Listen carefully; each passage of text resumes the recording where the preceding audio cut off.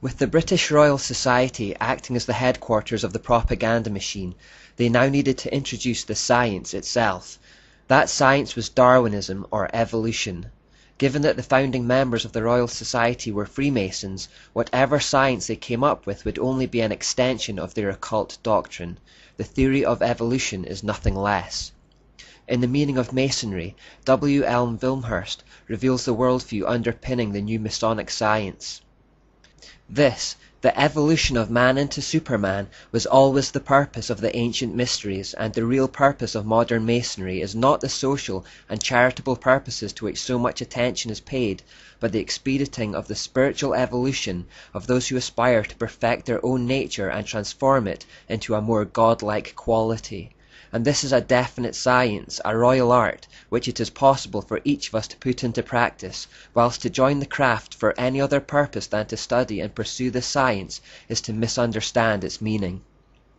Later in the book, Wilmshurst reiterates this theme. Man who has sprung from earth and developed through the lower kingdoms of nature to his present rational state has yet to complete his evolution by becoming a godlike being and unifying his consciousness with the omniscient, to promote which is and always has been the sole aim and purpose of all initiation. The spiritual implications of the theory of evolution are something that few people ever stop to consider, so I want to really highlight this. What was the lie from the serpent in the Garden of Eden?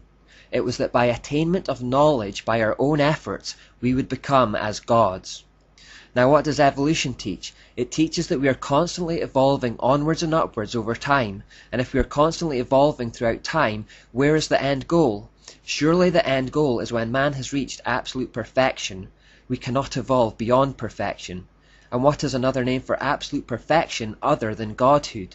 Evolution is the exact lie from the Garden of Eden, that mankind can become perfect or godlike by our own efforts through knowledge, or science you may call it. Through the idea of evolution, Freemasons introduced the occult idea of becoming to the masses under the veil of science, the belief that man is gradually evolving towards enlightened godhood. What many also don't know is that the basic idea of evolution did not originate with Charles Darwin. According to Mackey's Encyclopedia of Freemasonry, it originated with his grandfather, Erasmus Darwin.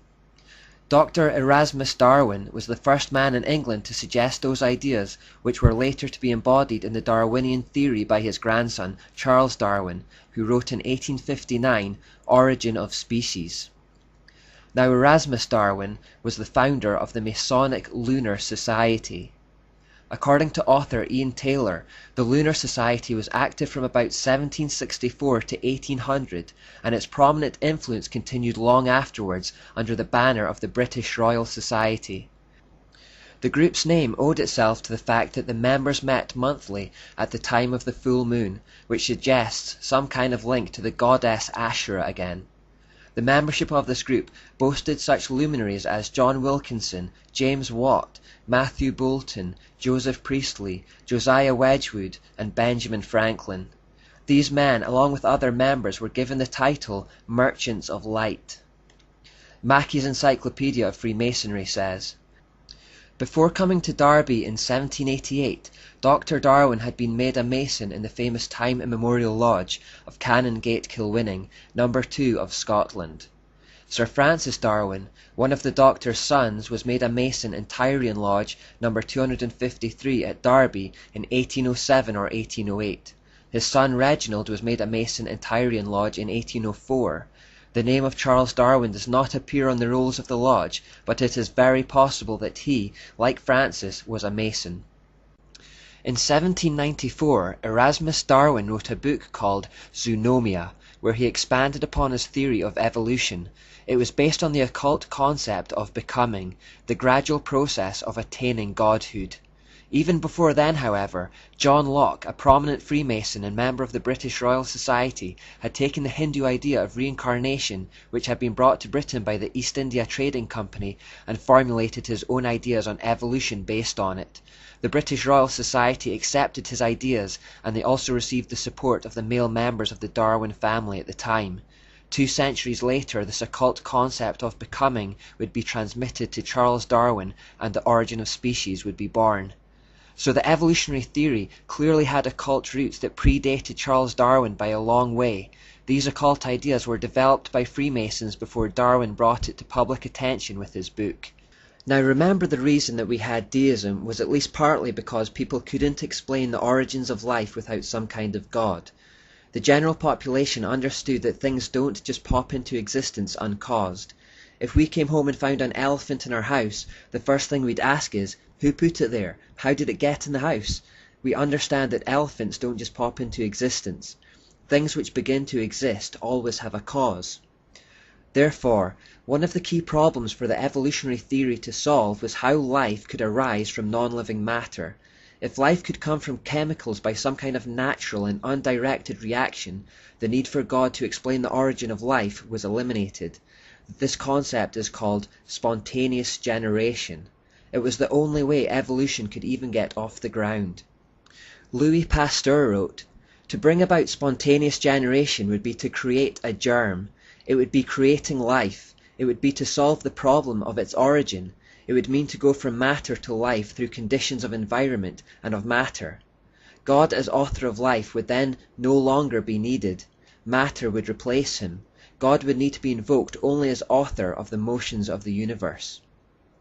Could the origin of life be explained without God? That was the key question. Well, after scientific testing, the idea of spontaneous generation was quickly destroyed and proved to be impossible by the law of biogenesis. It just couldn't happen. No mixture of chemicals or non-living matter ever produced life. This disaster should have meant that the theory never got off the ground.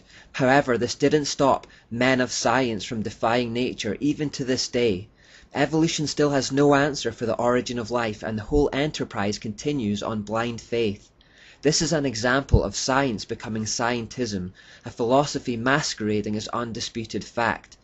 Perhaps it is epitomized by the following quotation from Dr. George Wald, a Nobel Prize-winning evolutionist in the field of biology and Professor Emeritus of Biology at Harvard University.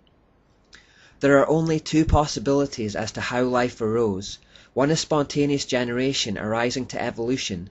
The other is a supernatural creative act of God. There is no third possibility. Spontaneous generation, that life arose from non-living matter, was scientifically disproved 120 years ago by Louis Pasteur and others. That leaves us with the only possible conclusion that life arose as a creative act of God. I will not accept that philosophically because I do not want to believe in God. Therefore, I choose to believe in that which I know is scientifically impossible." All evidence still pointed towards some kind of mind being behind the world. Charles Darwin himself unconsciously revealed this in statements like, "Natural selection picks out with unerring skill the best varieties." Statements like these suggest that nature has a mind. Only something with a mind can pick out or make any kind of decision at all, and if we're talking about something with a mind, what we're actually talking about is God. The idea that lifeless matter spontaneously generates life is actually found in an ancient Kabbalah concept called the golem. Isaac Singer writes, "The golem is based on faith that dead matter is not really dead, but can be brought to life. What are the computers and robots of our time if not golems? The Talmud tells us of an interpreter by the name of Rava, who formed a man by this mysterious power. We are living in an epoch of golem making right now. The gap between science and magic is becoming narrower." In the article, Towards a New Science of Life, EIR journalist Jonathan Tenenbaum makes the following statement. "Now, it is easy to show that Darwinism, one of the pillars of modern biology, is nothing but a kind of cult, a cult religion. I am not exaggerating. It has no scientific validity whatsoever. Darwin's so-called theory of evolution is based on absurdly irrational propositions, which did not come from scientific observations, but were artificially introduced from the outside for political, ideological reasons. Charles Darwin is a kind of prophet for scientism, who preached a new gospel, which is in fact the oldest lie of all time, that we're attaining godhood through enlightened knowledge, or becoming, as occultists call it. The Royal Society presented the theory to the world as undisputed fact, and today the media and education systems do the same. Most people have a blind faith in evolution simply because it's what they have been told is true. And this is exactly the plan. The masses are being manipulated by the controlled information flows. I repeat the Stephen Hawking quotation from the previous part. The greatest enemy of true knowledge is not ignorance, it is the illusion of knowledge.